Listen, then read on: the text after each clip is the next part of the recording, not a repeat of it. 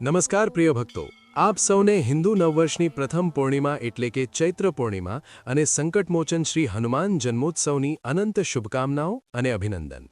દોસ્તો, આજની આ વિડિયો અત્યંત મહત્વપૂર્ણ, ચમત્કારિક અને જ્ઞાનવર્ધક હોવાની છે, કારણ કે આજની આ વિડિયોમાં અમે જાણીશું કે વર્ષ 2026માં સમસ્ત પાપોનો નાશ કરનારી અને મનવાંછિત ફળો પ્રદાન કરનારી અને ભગવાન શ્રી હરિ વિષ્ણુ, માતા લક્ષ્મી અને ચંદ્રદેવ તથા કલિયુગના જાગૃત દેવ શ્રી હનુમાનજી મહારાજની વિશેષ કૃપા પ્રાપ્ત કરાવનારી છે। આ વિડિયોમાં જાણીશું કે ચૈત્ર પૂર્ણિમા અને હનુમાન જયંતી કયા દિવસે મનાવવામાં આવશે, કારણ કે આ વખતે હનુમાન જયંતી અને ચૈત્ર પૂર્ણિમાની તિથિને લઈને લોકો વચ્ચે ઘણું ભ્રમ અને અસમંજસની સ્થિતિ બની છે। કોઈ 1 એપ્રિલ તો કોઈ 2 એપ્રિલને પૂર્ણિમાની સાચી તારીખ કહી રહ્યું છે। લોકો વચ્ચે આ જાણવાની ઉત્સુકતા વધી ગઈ છે કે વ્રત કયા દિવસે રાખવું, સ્નાન અને દાન ક્યારે કરવું અને ઉદયાતિથિનું શું મહત્વ છે અને હનુમાન જન્મોત્સવ કયા દિવસે મનાવવો। તેની સાથે આજે અમે જાણીશું હનુમાનજીને પ્રસન્ન કરવાના કેટલાક અચૂક અને વિસ્તૃત ઉપાય અને સંપૂર્ણ પૂજાવિધિ અને એક અત્યંત દુર્લભ અને વિસ્તૃત પૌરાણિક કથા। તેથી ભક્તો, નિવેદન છે, આપ સૌથી કે આજની આ અત્યંત મહત્વપૂર્ણ અને જ્ઞાનવર્ધક વિડિયોને થોડો સમય કાઢીને શરૂઆતથી વિના અટકાવ્યા અંત સુધી જરૂર જુઓ। નિશ્ચિત રૂપે આપની સારી ઉલઝન, સારું કન્ફ્યુઝન દૂર થઈ જશે અને આપને મનચાહ્યા ફળની પ્રાપ્તિ થશે। દોસ્તો, વિડિયોમાં આગળ વધીએ છીએ, પરંતુ તેના પહેલાં જો આપ આ પાવન તિથિ પર આપના અને આપના સંપૂર્ણ પરિવારના ઉપર ભગવાન શ્રી હરિ વિષ્ણુ, માતા લક્ષ્મી અને બજરંગબલીની અસીમ કૃપા પ્રાપ્ત કરવા માંગતા હો તો સાચી શ્રદ્ધાથી કોમેન્ટ સેક્શનમાં જય શ્રી રામ અને ઓમ નમો નારાયણ જરૂર લખો। આપના પોતાના યુટ્યુબ ચેનલને સબસ્ક્રાઇબ જરૂર કરી લો। દોસ્તો, હિન્દુ પંચાંગ અનુસાર ચૈત્ર માસની પૂર્ણિમાનું પોતાનું એક અલગ જ અને વિશિષ્ટ મહત્વ છે। આ હિન્દુ નવવર્ષની પહેલી પૂર્ણિમા હોય છે। આ દિવસે જ્યાં એક તરફ ભગવાન સત્યનારાયણ એટલે શ્રી હરિ વિષ્ણુની પૂજાનો વિધાન છે, આ દિવસે પવિત્ર નદીઓમાં સ્નાન અને દાનનું વિશેષ મહત્વ છે, વहीं બીજી તરફ આ જ પાવન તિથિ પર ઉદ્રાવત શ્રી રામ ભક્ત હનુમાનજી નો જન્મ પણ થયો હતો। તેથી આ દિવસે ભક્તિની બેવડી ધારા વહે છે। શાસ્ત્રોમાં ઉલ્લેખ મળે છે કે આ દિવસે જે પણ મનુષ્ય ભગવાન શ્રી હરિ વિષ્ણુજીની પૂજા આરાધના કરે છે અને રાત્રે ચંદ્રમાને અર્ઘ્ય આપે છે અને હનુમાનજીના સમક્ષ શીશ નમાવે છે, તેના જીવનમાંથી મોટા સે મોટા સંકટ, રોગ, દોષ અને દરિદ્રતા હંમેશા માટે સમાપ્ત થઈ જાય છે। આ પાવન તિથિ સાધકને માનસિક શાંતિ, આર્થિક સમૃદ્ધિ અને તમામ પ્રકારના ભયોથી મુક્તિ આપે છે।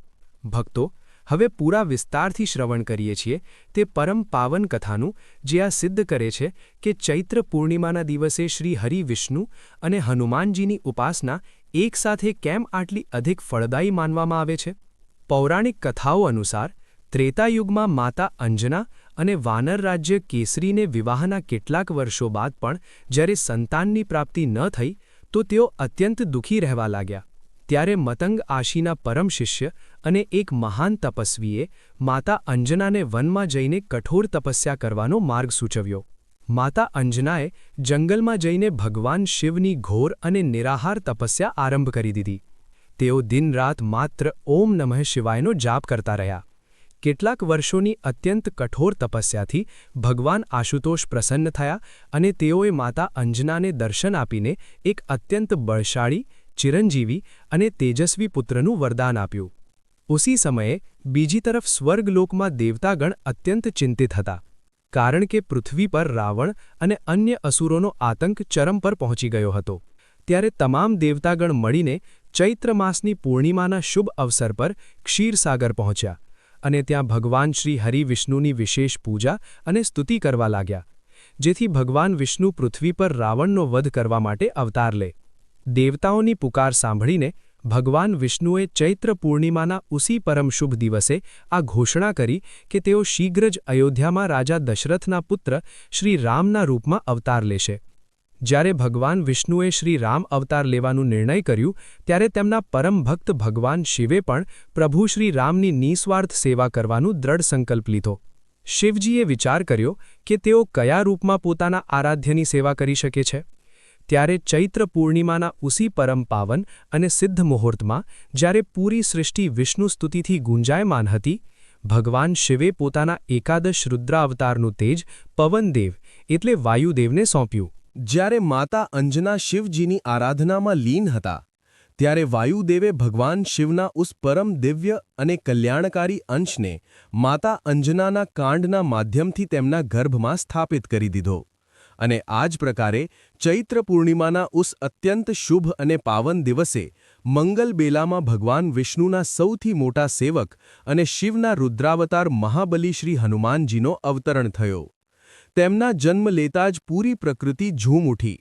સ્વર્ગથી તમામ દેવી દેવતાઓએ પુષ્પવર્ષા કરી, ગંધર્વોએ મંગલગાન કર્યું અને આ વરદાન આપ્યું કે જે પણ ભક્ત ચૈત્ર પૂર્ણિમાના દિવસે ભગવાન શ્રી હરિ વિષ્ણુની સાથે સાથે ભગવાન શિવના અંશ શ્રી હનુમાનજીની આરાધના કરશે, તેના જીવનમાં ક્યારેય અકાળ મૃત્યુ, ભય અથવા દરિદ્રતાનો પ્રવેશ નહીં થાય. ભગવાન વિષ્ણુ તેને સમસ્ત સાંસારિક સુખ સમૃદ્ધિ આપશે અને હનુમાનજી એક રક્ષક બનીને હર વિપત્તિથી તેના પરિવારની ઢાલની જેમ રક્ષા કરશે. આ જ કારણે ચૈત્ર પૂર્ણિમાનું વ્રત અને હનુમાનજીની ભક્તિ કલિયુગમાં સૌથી શીઘ્ર ફળ આપનારી માનવામાં આવી છે. ભક્તો, ચૈત્ર પૂર્ણિમા અને હનુમાન જન્મોત્સવના દિવસે આહાર અને આચરણમાં પૂર્ણ સાત્વિકતા અને સંયમ અત્યંત આવશ્યક છે. આ દિવસે બ્રહ્મચર્યનું પાલન કરો અને તામસિક ભોજન જેવા કે માંસ, મદિરા, લસણ અને પ્યાજનો વિચાર પણ મનમાં ન લાવો. જે લોકો વ્રત રાખે છે તેઓએ અન્નનો ત્યાગ કરીને માત્ર ફલાહાર જ ગ્રહણ કરવો જોઈએ. આ પાવન દિવસે સૌથી પહેલા કોશિશ કરો કે આપ બ્રહ્મ મુહૂર્તમાં એટલે સૂર્યોદય પહેલા ઉઠી જાઓ. જો ગંગા અથવા કોઈ અન્ય પવિત્ર નદીમાં સ્નાન કરવું શક્ય ન હોય તો ઘર પર જ નહાના પાણીમાં થોડુંસા ગંગાજળ અને કાળા તિલ મિલાવીને હર હર ગંગેનું સ્મરણ કરતા, હર હર ગંગે કા સ્મરણ કરતા સ્નાન કરો. સ્નાનના પશ્ચાત સ્વચ્છ પીળા અથવા લાલ રંગના વસ્ત્ર ધારણ કરો અને આપના ઘરના પૂજા સ્થળને ગંગાજળ છાંટીને પવિત્ર કરો. સૌથી પહેલા એક ચોકી પર પીળું વસ્ત્ર બિછાવીને ભગવાન શ્રી હરિ વિષ્ણુ અને સત્યનારાયણજીની પ્રતિમા સ્થાપિત કરો અને બીજી ચોકી પર લાલ વસ્ત્ર બિછાવીને હનુમાનજીની તસવીર અથવા મૂર્તિ વિરાજમાન કરો. ભગવાન વિષ્ણુનો ગાયના દૂધ, દહીં, ઘી, શહેદ અને શક્કરથી બનેલા પંચામૃતથી અભિષેક કરો. તેઓને પીળા વસ્ત્ર, પીળા પુષ્પ, ચંદન અને તુલસી દલ તર્પિત કરો. સત્યનારાયણની કથાનું પૂરા પરિવાર સાથે શ્રવણ કરો. વિષ્ણુ પૂજનના પશ્ચાત સંકટમોચન હનુમાનજીની પૂજા પૂરી વિધિ-વિધાનથી આરંભ કરો. હનુમાનજીને લાલ અથવા સિંદૂરી રંગ અત્યંત પ્રિય છે, તેથી તેઓને લાલ પુષ્પ, વિશેષ કરીને લાલ ગુલાબની માળા અથવા ગુડહલના ફૂલ અર્પિત કરો.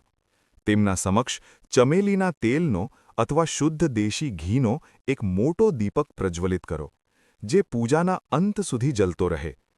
હનુમાનજીને બેસનના લડ્ડુ, બૂંદી, ચૂરમા અથવા ગુડ અને કાળા ચણાનો વિશેષ ભોગ લગાવો. તેના પછી વહીં આસન પર બેસીને સુંદરકાંડ, બજરંગ બાણ અને ઓછામાં ઓછા 7 વાર હનુમાન ચાલીસાનો પાઠ અવશ્ય કરો. પાઠ પૂર્ણ થવા પર પ્રભુ શ્રી રામ અને માતા સીતાના નામનું સંકીર્તન કરો, કારણ કે જ્યાં રામનું નામ પ્રેમથી પુકારવામાં આવે છે ત્યાં હનુમાનજી સૂક્ષ્મ રૂપમાં સ્વયં ઉપસ્થિત થઈ જાય છે. રાત્રિના સમયે જ્યારે ચંદ્રોદય થાય ત્યારે ચાંદીના અથવા માટીના પાત્રમાં કાચું દૂધ, શુદ્ધ જળ, થોડાસા અક્ષત એટલે સાબુત ચોખા, સફેદ ફૂલ અને મિશ્રી મિલાવીને ચંદ્રદેવને અર્ઘ્ય આપો અને તેમની પાસે માનસિક શાંતિ અને આરોગ્યનું આશીર્વાદ માંગો. આ વિશેષ અને ચમત્કારિક દિવસે હનુમાનજીને શીઘ્ર પ્રસન્ન કરવા માટે શાસ્ત્રોમાં કેટલાક અત્યંત અચૂક અને પ્રભાવશાળી ઉપાય બતાવવામાં આવ્યા છે, જેને પૂર્ણ શ્રદ્ધાથી કરવા પર જીવનની મોટી સે મોટી પરેશાનીઓ અને અટકેલા કાર્ય ચૂટકીમાં સિદ્ધ થઈ જાય છે. પહેલો સૌથી મોટો ઉપાય છે ચમેલીના તેલનો. આ દિવસે સંધ્યાકાળમાં કોઈ પણ પ્રાચીન હનુમાન મંદિરમાં જાઓ અને ત્યાં ચમેલીના તેલનો એકમુખી અથવા ચૌમુખી દીપક જલાવો. ધ્યાન રાખો કે ઉસ દીપકમાં રૂની બત્તીની જગ્યાએ લાલ કલાવે મૌલીની બત્તી બનાવીને લગાવો અને તેમાં 2 લવિંગ નાખો. વहीं બેસીને 108 વાર ઓમ હમ હનુમતે નમઃ મંત્રનો જાપ કરો. આ ઉપાય નોકરી, વ્યાપાર અને કોર્ટ કચેરીના મામલાઓમાં વિજય પ્રાપ્ત કરવા માટે અચૂક માનવામાં આવ્યો છે. બીજો અત્યંત પ્રભાવશાળી ઉપાય છે ચોળા ચડાવવાનો. હનુમાન જયંતીના પાવન અવસર પર બજરંગબલીને શુદ્ધ ચમેલીના તેલમાં સિંદૂર ઘોળીને તેનો ચોળા પૂરા ભાવથી અર્પિત કરો અને તેઓને ચાંદીનું વર્ક પણ લગાવો. આવી માન્યતા છે કે ચોળા ચડાવવાથી મોટા સે મોટા શારીરિક કષ્ટ, ગંભીર બીમારીઓ, શનિની 7.5 ઢૈયા અને તમામ પ્રકારના નવગ્રહ દોષ હંમેશા માટે શાંત થઈ જાય છે. જો આપના જીવનમાં કોઈ ખૂબ મોટી બાધા આવી રહી હોય અથવા વિવાહમાં વિલંબ થઈ રહ્યો હોય અથવા કર્જ વધતું જાય છે તો હનુમાનજીને એક મીઠું પાન અર્પિત કરો. આ મીઠા પાનમાં માત્ર ગુલકંદ, સૌંફ, ખોપરા અને ચેરી હોવી જોઈએ. તેમાં ચૂનો, સુપારી અથવા તમાકુ બિલકુલ પણ ન હોય. આ પાનમાં એક લવિંગનો જોડો લગાવીને હનુમાનજીના ચરણોમાં અર્પિત કરો અને આપની મનોકામના તેમના કાનમાં કહી દો. આ એક રામબાણ ઉપાય છે જેનાથી હનુમાનજી તુરંત બીડા ઉઠાવે છે. તેની સાથે એક અને મહાઉપાય છે રામ નામની માળાનો. આ દિવસે 108 સાફ અને સાબુત પીપળના પત્તા લો. તેઓને ગંગાજળથી ધોઈને પવિત્ર કરી લો. પછી અષ્ટગંધ અથવા લાલ ચંદનને ચમેલીના તેલમાં મિલાવીને એક અનારની કલમથી દરેક પત્તા પર રામ લખો. આ પત્તાઓની એક માળા બનાવીને હનુમાનજીને પહેરાવો. આવું કરવાથી ભક્તના જીવનમાં ધન, સંપદા, સુખ, શાંતિ અને ઐશ્વર્યની ક્યારેય કોઈ કમી નથી રહેતી અને સ્વયં મહાલક્ષ્મી તેના ઘરમાં વાસ કરે છે. તો ચાલો ભક્તો, હવે જાણીએ છીએ સાચી તિથિ અને શુભ મુહૂર્ત વિશે, જેનું આપ સૌ વિડીયોની શરૂઆતથી જ બેસબરીથી ઇંતજાર કરી રહ્યા છો. સાચી તિથિ જાણવા પહેલાં નિવેદન છે કે કોમેન્ટ સેક્શનમાં જય શ્રી રામ અવશ્ય લખી દો. પ્રિય ભક્તો, આ વખતે 1 એપ્રિલ અને 2 એપ્રિલને લઈને જે અસમંજસ અને ભ્રમની સ્થિતિ બની છે તેને બિલકુલ ધ્યાનથી સમજો, જેથી આપના વ્રતનું ફળ નિષ્ફળ ન થાય. વૈદિક પંચાંગ અનુસાર ચૈત્ર માસની પૂર્ણિમા તિથિનો આરંભ 1 એપ્રિલ 2026 દિવસ બુધવારે સવારે 7:06 પર થઈ જશે અને આ પૂર્ણિમા તિથિનો સમાપન આગલા દિવસે 2 એપ્રિલ 2026 દિવસ ગુરુવારે સવારે 7:41 પર થશે. હવે કારણ કે અમારા સનાતન હિન્દુ ધર્મમાં ઉદયાતિથિને સર્વોપરી અને સૌથી પ્રધાન માનવામાં આવે છે, એટલે સૂર્યોદયના સમયે જે તિથિ હોય છે ઉસીને પૂરા દિવસ માટે માન્ય માનવામાં આવે છે અને ઉસીના આધાર પર વ્રત વ ત્યોહાર મનાવવામાં આવે છે. 1 એપ્રિલે જ્યારે સૂર્યોદય થશે ઉસ સમય ચતુર્દશી તિથિ રહેશે અને પૂર્ણિમા સવારે 7:06 પછી લાગશે. જ્યારે 2 એપ્રિલે સવારે સૂર્યોદયના સમયે પૂર્ણિમા તિથિ પૂર્ણ રૂપે વિદ્યમાન રહેશે. એટલે ઉદયાતિથિની પ્રબળ માન્યતા અને શાસ્ત્રોના સટીક નિયમો અનુસાર આ વર્ષ 2026માં ચૈત્ર પૂર્ણિમાનું પાવન વ્રત, પવિત્ર નદીઓમાં સ્નાન દાન અને શ્રી હનુમાન જન્મોત્સવનું મહાપર્વ 2 એપ્રિલ 2026 દિવસ ગુરુવારે જ મનાવવામાં આવશે. 1 એપ્રિલે આ વ્રત બિલકુલ પણ નહીં રાખવામાં આવે. તો ભક્તો, આપ સૌ નિશ્ચિંત થઈને અને વિના કોઈ સંશયના 2 એપ્રિલ 2026ને જ પૂરા હર્ષોલ્લાસ સાથે હનુમાન જયંતી મનાવો અને પૂર્ણિમાનું વ્રત રાખીને શ્રી હરિ વિષ્ણુ અને ચંદ્રદેવની અસીમ કૃપા પ્રાપ્ત કરો. પ્રિય ભક્તો, હવે અમારા યુટ્યુબ ચેનલના માધ્યમથી આપને અત્યંત અચૂક ઉપાય બતાવવા જઈ રહ્યા છીએ. ધ્યાનથી સાંભળજો. જો આપના જીવનમાં કોઈ ખૂબ મોટી બાધા આવી રહી હોય, વિવાહમાં વિલંબ થઈ રહ્યો હોય અથવા કર્જ વધતું જાય છે, તો રામ નામની માળા અને વિશેષ પુષ્પોની માળાનું ખૂબ મહત્વ છે. આ દિવસે 108 સાફ અને સાબુત પીપળના પત્તા લો. તેઓને ગંગાજળથી ધોઈને પવિત્ર કરી લો. પછી અષ્ટગંધ અથવા લાલ ચંદનને ચમેલીના તેલમાં મિલાવીને એક અનારની કલમથી દરેક પત્તા પર રામ લખો. આ પત્તાઓની એક માળા બનાવીને હનુમાનજીને પહેરાવો.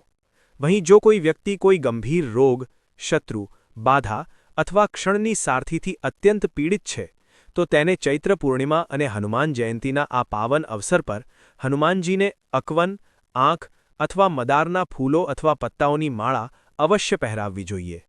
અકવનની માળા પહેરાવવાથી મોટા સે મોટા તાંત્રિક દોષ, નજર દોષ અને ગ્રહોની પીડા તુરંત શાંત થઈ જાય છે. તેના ઉપરાંત, કારણ કે હનુમાનજી પ્રભુ શ્રી રામના પરમ ભક્ત છે અને શ્રી રામ ભગવાન વિષ્ણુના અવતાર છે, તેથી હનુમાનજીને તુલસી દલ અત્યંત પ્રિય છે.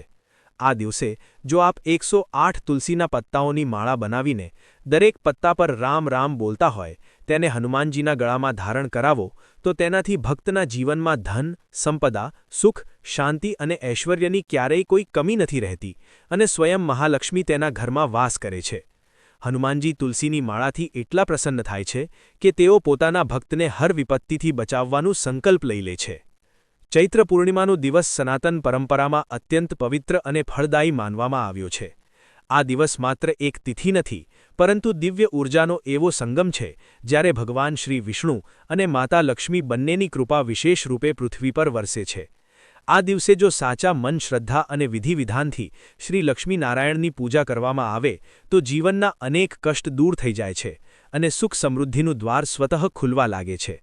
માતા લક્ષ્મી, જે ધન, વૈભવ, સૌભાગ્ય અને ઐશ્વર્યની અધિષ્ઠાત્રી દેવી છે, તેઓ એવા ભક્તો પર શીઘ્ર પ્રસન્ન થાય છે જે શુદ્ધ મન, સાચી ભાવના અને સાત્વિક આચરણ સાથે તેમની આરાધના કરે છે. ચૈત્ર પૂર્ણિમાના દિવસે પ્રાતઃકાળ બ્રહ્મ મુહૂર્તમાં ઉઠવું અત્યંત શુભ માનવામાં આવે છે. આ દિવસે સ્નાનનું વિશેષ મહત્વ છે. જો શક્ય હોય તો કોઈ પવિત્ર નદીમાં સ્નાન કરો, અન્યથા ઘરમાં જ ગંગાજળ મિલાવીને સ્નાન કરી શકાય છે. સ્નાન કરતા સમયે મનમાં ભગવાન વિષ્ણુ અને માતા લક્ષ્મીનું સ્મરણ કરતા આ ભાવના રાખવી જોઈએ કે આપના સમસ્ત પાપ અને નકારાત્મકતા જળ સાથે વહી રહી છે અને આપ એક નવી ઊર્જા સાથે શુદ્ધ થઈને પૂજા માટે તૈયાર થઈ રહ્યા છો. સ્નાન પછી સ્વચ્છ અને હળવા પીળા અથવા સફેદ વસ્ત્ર ધારણ કરો. હળવા પીળા અથવા સફેદ રંગના વસ્ત્રોને શુભ માનવામાં આવે છે, કારણ કે આ રંગ ભગવાન વિષ્ણુ અને માતા લક્ષ્મી બંનેને પ્રિય છે. પૂજા માટે ઘરના મંદિર અથવા કોઈ સ્વચ્છ સ્થાન પર એક ચોકી સ્થાપિત કરો અને તેના પર લાલ અથવા પીળું વસ્ત્ર બિછાવો અને તેના પર શ્રી લક્ષ્મીનારાયણની પ્રતિમા અથવા ચિત્ર સ્થાપિત કરો. ધ્યાન રાખો કે પૂજા સ્થળ પૂર્ણ રીતે સાફ અને શાંત હોવું જોઈએ, કારણ કે જ્યાં સ્વચ્છતા અને શાંતિ હોય છે ત્યાં જ માતા લક્ષ્મીનો વાસ હોય છે. દીપક જળાવીને પૂજાની શરૂઆત કરો, જેમાં ઘીનો દીપક વિશેષ ફળદાયી માનવામાં આવે છે. દીપકની લौ માત્ર પ્રકાશ જ નથી આપતી, પરંતુ આ આપના જીવનમાં અંધકારને દૂર કરવાનું પ્રતીક પણ છે. તેના પછી ભગવાન શ્રી વિષ્ણુને તુલસી દલ અર્પિત કરો, કારણ કે તુલસી તેઓને અત્યંત પ્રિય છે. વहीं માતા લક્ષ્મીને કમળનું ફૂલ, ગુલાબ અથવા સુગંધિત પુષ્પ અર્પિત કરો. ધ્યાન રાખો કે અર્પણ કરતા સમયે આપનું મન પૂર્ણ રીતે એકાગ્ર હોય અને કોઈ પણ નકારાત્મક વિચાર ન આવે. પૂજાના દરમિયાન ઓમ નમો ભગવતે વાસુદેવાય નમઃ અને ઓમ શ્રી મહાલક્ષ્મી નમઃ મંત્રનો જાપ કરવો અત્યંત લાભકારી થાય છે. મંત્ર જાપ કરતા સમયે આ ભાવના રાખો કે આપના જીવનની દરિદ્રતા, દુઃખ અને અભાવ સમાપ્ત થઈ રહ્યા છે અને માતા લક્ષ્મીની કૃપા આપના ઘરમાં સ્થાયી રૂપે પ્રવેશ કરી રહી છે. ચૈત્ર પૂર્ણિમાના દિવસે વ્રત રાખવું પણ અત્યંત ફળદાયી માનવામાં આવ્યું છે. જો આપ પૂર્ણ વ્રત ન રાખી શકો તો ફલાહાર કરી શકો છો, પરંતુ મન અને ઇન્દ્રિયોનું સંયમ રાખવું સૌથી મહત્વપૂર્ણ હોય છે. માત્ર ભોજનનો ત્યાગ જ વ્રત નથી, પરંતુ ખરાબ વિચારો, ક્રોધ, ઈર્ષ્યા અને લોભનો ત્યાગ કરવો જ સાચું વ્રત માનવામાં આવે છે. આ દિવસે જેટલું શક્ય હોય શાંત રહો અને મધુર વાણીનો પ્રયોગ કરો અને કોઈ પણ પ્રકારના વિવાદથી દૂર રહો. માતા લક્ષ્મી માત્ર ધન જ નથી આપતી, પરંતુ તેઓ ત્યાં નિવાસ કરે છે જ્યાં શાંતિ, પ્રેમ અને સદ્ભાવ હોય છે. દાનનું પણ આ દિવસે વિશેષ મહત્વ છે. આપની સામર્થ્ય અનુસાર ગરીબો, જરૂરતમંદો અથવા બ્રાહ્મણોને અન્ન, વસ્ત્ર અથવા ધનનું દાન કરો. આ દાન માત્ર બીજાઓની સહાયતા નથી કરતું, પરંતુ આ આપના જીવનમાં સકારાત્મક ઊર્જાને વધારે છે અને માતા લક્ષ્મીને પ્રસન્ન કરે છે. ધ્યાન રાખો કે દાન હંમેશા વિનમ્રતા અને નિઃસ્વાર્થ ભાવથી કરવું જોઈએ, વિના કોઈ અહંકારના. જ્યારે આપ બીજાઓની મદદ કરો છો ત્યારે માતા લક્ષ્મી સ્વયં આપના જીવનમાં અનેક ગણું વધારીને પાછી આવે છે. આ દિવસે શ્રી લક્ષ્મીનારાયણની કથા સાંભળવી અથવા વાંચવી પણ અત્યંત શુભ માનવામાં આવે છે. કથાના માધ્યમથી અમને તેમના આદર્શ, તેમના ગુણ અને તેમના આશીર્વાદનું મહત્વ સમજમાં આવે છે. કથા સાંભળતા સમયે માત્ર શબ્દોને સાંભળવું જ પર્યાપ્ત નથી, પરંતુ તેને આપના જીવનમાં ઉતારવાનું સંકલ્પ લેવું જોઈએ. જ્યારે આપ ધર્મ, સત્ય અને સદાચારના માર્ગ પર ચાલો છો ત્યારે જ માતા લક્ષ્મીની કૃપા સ્થાયી રૂપે આપના જીવનમાં બની રહે છે. સાંજના સમયે ફરી દીપક જલાવીને આરતી કરો. ઘરના મુખ્ય દ્વાર પર પણ દીપક અવશ્ય જલાવો, કારણ કે આ માનવામાં આવે છે કે આ દિવસે માતા લક્ષ્મી ઘર ઘર ભ્રમણ કરે છે અને જ્યાં પ્રકાશ, સ્વચ્છતા અને શ્રદ્ધા હોય છે ત્યાં પ્રવેશ કરે છે.